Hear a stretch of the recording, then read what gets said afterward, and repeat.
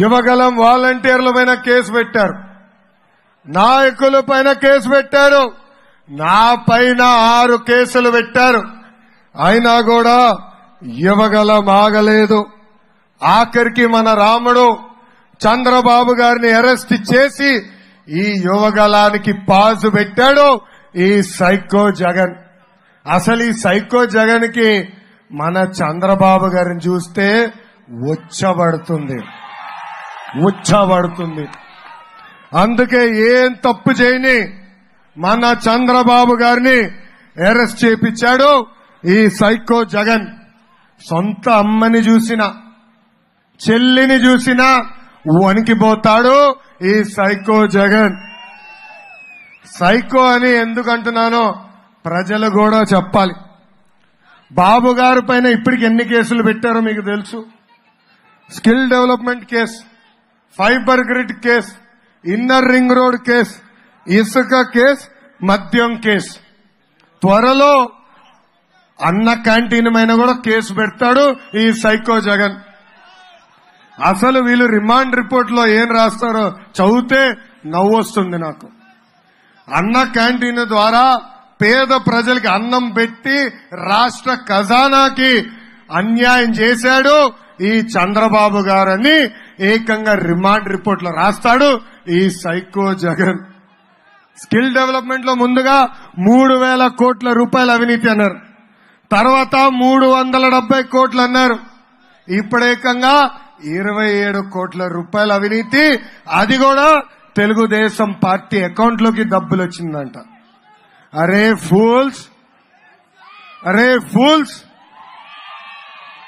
అది కష్టపడి చెమటోర్చి తెలుగుదేశం పార్టీ సభ్యత్వం ద్వారా 100 రూపాయలు రుసుము కట్టి పార్టీకి డబ్బులు ఇచ్చింది మా పసుపు సైన్యమని ఈ సభాముఖంగా ఆ ఫూల్స్ కి చెప్తున్నా.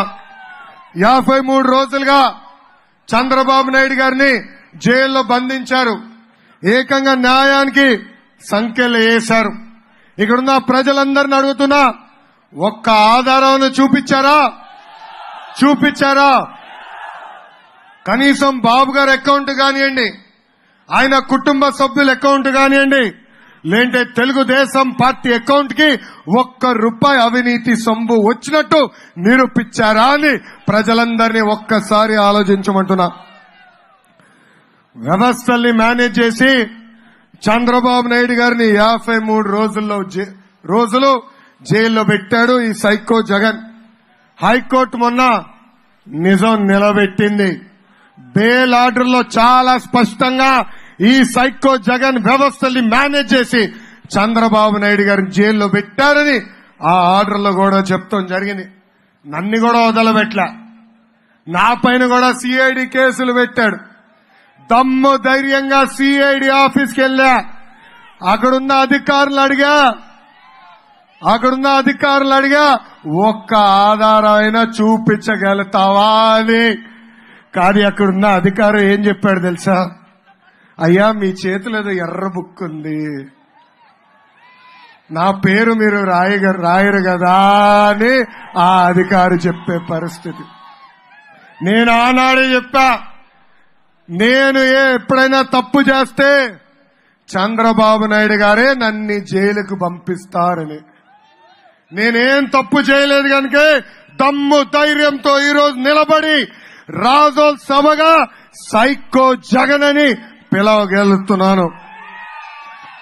ఆఖరికి మా అమ్మ బోనమ్మను కూడా వదిలిపెట్టలే.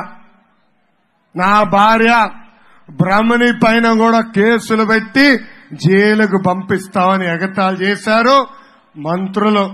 ఆ మంత్రులు చెప్తున్నా, కౌంట్ డౌన్ మొదలైంది.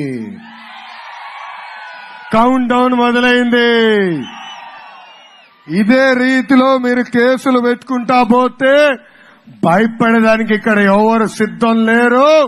భయం మీకు పరిచయం చేసే బాధ్యత వ్యక్తిగతంగా నేను తీసుకుంటానని ఈ సభాముఖంగా వాళ్ళకి హెచ్చరిక జారీ చేస్తున్నా.